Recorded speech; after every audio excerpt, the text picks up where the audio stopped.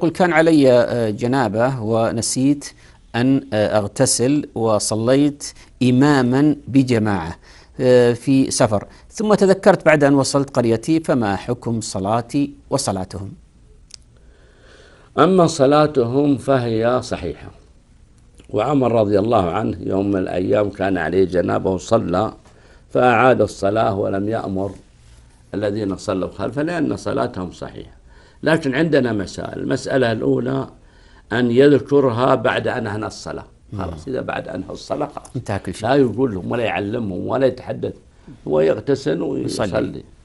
الحالة الثانية أن يذكرها وهو في الصلاة فيقطع، فيجب عليه هو أن يقطع.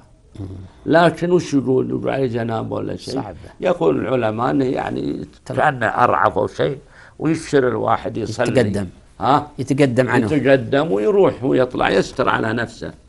هذا إذا مثلا ذكر عليه جنابه أو سبقه أو حدث أو نحو ذلك، هذا مخرج له، يخرج ويخليهم يصلون. ولا يجوز أبدا أن يبقى يأمهم وهو عليه جنابه وقد أحدث في الوضوء، هذا لا يجوز أبدا. فعندنا مسألة ثانية، هذا الرجل الآن عمل هذا في السفر ولا ذكر إلا في الحضر، هل يصلي ركعتين لأن الصلاة التي نسيها في السفر؟ هل يعتبر حال الصلاة التي أداها في وقتها، أو يعتبر حاله الآن حال وجوب القضاء؟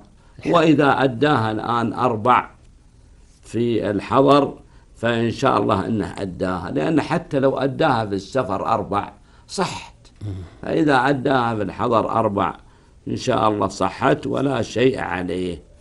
نعم. أحسن الله إليكم الشيخ عبد الله. هذا